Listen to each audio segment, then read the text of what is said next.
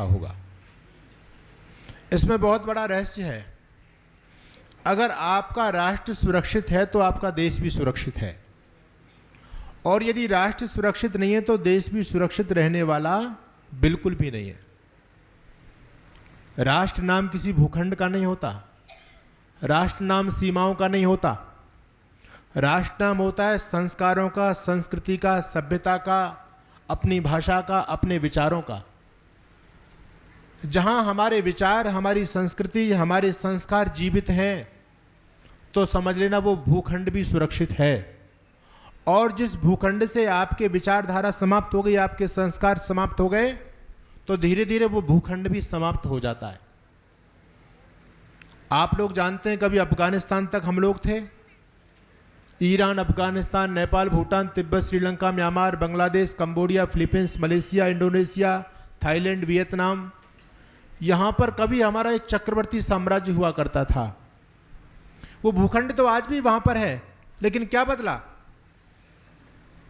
आपके विचार बदल गए, वहां आपकी संस्कृति बदल गई, तो आप भी वहां से मिट गए।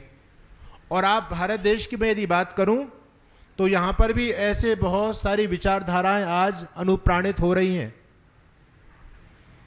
उनके जब विचार हमारे लोगों से विचार भिन्न हो गए तो वो लोग भी अलग देश की, अलग भूखंड की मांग करने लग गए। देश नाम होता है भूखंड का और राष्ट्र नाम होता है संस्कृति का।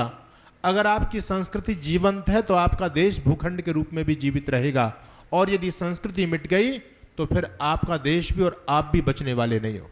अफगानिस्तान से आपकी संस्कृति मिटी, आप भी खत्म हो गए। ईरान से आपकी संस्कृति मिटी, आप भी खत्म हो गए। अरे जितने भी ये देशों के मैंने आपके सामने नाम लिए हैं, यहाँ कभी सभी आर्य लोग यानी हिंदू लोग रहा करते थे।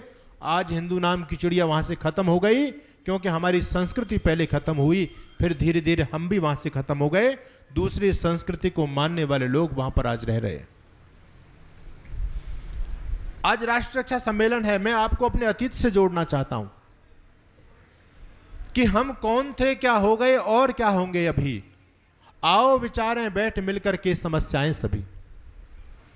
जब इस देश के अतीत को हम पलट करके देखते हैं, इतिहास के पन्नों को पलटते हैं, तो हमको पता चलता है जहां से सूर्य उदय होता था और जहां तक सूर्य अस्त होता था, वहां तक आर्य यानी हिंदू लोगों का चक्रवर्ती साम्राज्य हुआ करता था। यह हकीकत है, इतिहास को आप पलट करके देखिएगा।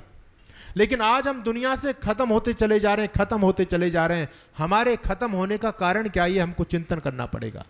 ये राष्ट्र कैसे बचेगा और किन नादानियों के कारण हम दुनिया से खत्म हो गए।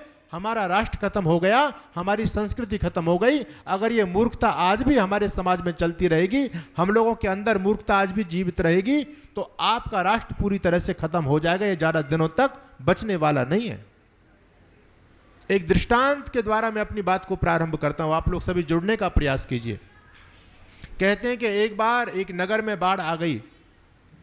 बाढ़ का पानी नगर में घुसने लगा, लोगों को चिंता होने लगी। लोग अपने घरों को छोड़कर के सुरक्षित ऊंचे स्थान की तरफ दौड़ने लग गए। जहां तक हो सकता था अपना सामान लेकर के लोग निकल गए। सामान लेकर के नहीं निकल पाए तो स्वयं निकल गए। धीरे धीरे करके पूरा नगर खाली हो गया। लोग सभी सुरक्षित स्थान पर पहुंच गए। वहां जब लोग पहुंचे तो सबने देखा कि कोई हमारा भाई बाढ़ में फंसा तो नहीं रह गया। दृष्टिपात किया तो लगा कि सारे के सारे लोग आ चुके हैं, लेकिन उस नगर के एक मौलवी साहब वहां नजर नहीं आ रहे थे। एक व्यक्ति ने कहा, वैसे तो सभी लोग उपस्थित हैं, लेकिन मौलवी साहब दिखाई नहीं दे रहे। एक सज्जन बोले, बिल्कुल ठीक कह रहे हो, हमने मौलवी साहब को मस्जिद के ऊपर जो गोल गोल गुम्मद होती है उस पर चढ़े हुए बैठा हुआ देखा था। मौलवी साहब ने सोचा, अरे पानी कितना ही बढ़ जाए ऊपर तक तो पहुंचने वाला नहीं है। तो मौलवी साहब मस्जिद की गुम्मद पर जाकर के बैठ गए। जो लोग जा रहे थे उन्होंने उनको उतारने का प्रयास किया, समझाने का प्रयास किया, लेकिन मौलवी मानने वाले नहीं थे। प्रशासन को सूचना दी गई कि और तो सब आ चुके हैं, केवल मौलवी साहब मस्जिद की छत पर ऊपर गुम्मद पर बैठे हैं, उनको सुरक्षित निकाल करके लाओ।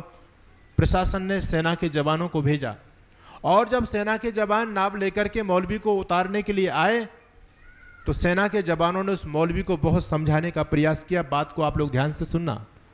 उस मौलवी को समझाने का बहुत प्रयास किया, लेकिन मौलवी ने एक बात नहीं मानी बल्कि उल्टा उन सेना के जवानों को डांटने लगा और कहने लगा, तुम लोग बड़े मूर्ख हो, बड़े बुद्धू हो, तुम में अकल नहीं है। अरे तुम मुझको बचाने वाले होते कौन हो? जब तक मेरे अल्लाह ताला की मेहर मेरे ऊपर है तब तक दुनिया में कोई मुझे नहीं मिटा सकता। अरे मूर्खो, तुम क्या समझते हो अपने आप को? मैं अल्लाह का नेक बंदा हूं, मैं दिन में 5-5 बार नमाज पढ़ता हूं। क्या मेरा अल्लाह ताला मुझको पानी में डूब करके मारेगा? तुमको इतनी अकल नहीं है? जाओ, मुझको तुम्हारे सहयोग की कोई आवश्यकता नहीं। आखिर वो सेना के जवान वापस होकर के आ गए। सूचना दी गई प्रशासन को। अब अंधेरा बढ़ने वाला था, रात्रि होने वाली थी। प्रशासन ने अंतिम प्रयास किया। अंतिम प्रयास के रूप में वायुसेना के जवानों को भेजा। वायुसेना के जवान हेलीकॉप्टर लेकर के पहुंचे और सीधा हेलीकॉप्टर को मस्जिद के ऊपर टॉप पर रोका, नीचे रस्सा डाला और कहा, मौलवी साहब अब किंतु परंतु की आवश्यकता नहीं, अंधेरा बढ़ रहा है, हमारी जान भी खतरे में हो सकती है, इसलिए जल्दी से रस्सी को पकड़िए, ऊपर आ जाइए, हम आपको सुरक्षित स्थान पर लेकर के चलेंगे। माताओं बहनों सज्जनों, मौलवी को बहुत गुस्सा आया और मौलवी ने न जाने क्या क्या उन वायुसेना के जवानों से कह डाला। पता नहीं कौन मूर्ख तुमको बार बार मेरे पास भेजता है। अरे तुम में अकल नहीं है? मैं खुदा का नेक बंदा हूं, मैंने खुदा का काम किया इस धरती पर, मैं 5-5 बार नमाज पढ़ता हूं। क्या मेरा खुदा मुझको पानी में डुबो करके मारेगा? तुमको तमीज नहीं है? जाओ, मुझको तुम्हारे सहयोग की कोई आवश्यकता नहीं है। आखिर वो सेना के जवान मायूस होकर के वापस लौट गए। रात्रि में पानी और बढ़ा और पानी मस्जिद की नींव में चला गया। नींव जैसे ही बैठी, मस्जिद धड़ाम से नीचे गिरी और मौलवी का जो हश्र होना था आप लोग समझ गए होंगे। ये कोई काल्पनिक कहानी नहीं है, ये कहानी हमारे हिंदू समाज की कहानी है। आगे आप जुड़ने का प्रयास कीजिए। जब वो मौलवी मर करके अल्लाह के पास में पहुंचा तो उस मौलवी ने सबसे पहले जाकर के अल्लाह ताला से यही शिकायत की, रे अल्लाह, अब मैं तुझको क्या कहूं, तू कैसा अल्लाह है, मेरी तो बात समझ में नहीं आती। अरे मैंने तेरे नाम से इस धरती पर जाकर के न जाने कितने लोगों को कन्वर्ट करके मुसलमान बनाया। तेरे नाम से बड़ी बड़ी जमात लेकर के मैं तेरे प्रचार के लिए निकला। मैंने 5-5 बार नमाज पढ़ी, मैंने तेरा उपदेश, तेरी कुरान का प्रचार प्रसार किया और तूने मुझको पानी में डुबो करके मार दिया। लोग क्या भरोसा करेंगे तेरे पर? अगर कोई सामान्य व्यक्ति को तू पानी में डुबो करके मारता तो कुछ बात भी समझ में आती, लेकिन मैं तो सामान्य नहीं था, मैं तो बहुत बड़ा मौलवी था। अरे तूने मुझ पर भी रहम नहीं की। अब समाज में तेरे नाम को लेने वाला कोई तेरे पर विश्वास नहीं करेगा, तेरा कोई भक्त नहीं बनेगा। तूने मेरे साथ में ये क्या किया? कहते हैं अल्लाह को बड़ी हंसी आई और अल्लाह ने कहा, अरे मौलवी तू बड़ा बुद्धिहीन है, बड़ा मूर्ख है। तू मरा अपनी मूर्खता से और इल्जाम मेरे पर लगाता है। मैंने तो तुझको बचाने का कोई कसर नहीं छोड़ी, तुझको बचाने में, तुझको समझाने के लिए लोगों को भेजा, लेकिन तूने उनकी बात नहीं मानी। उसके बाद नाब के द्वारा सेना के जवानों को तेरे पास तेरी रक्षा के लिए भेजा।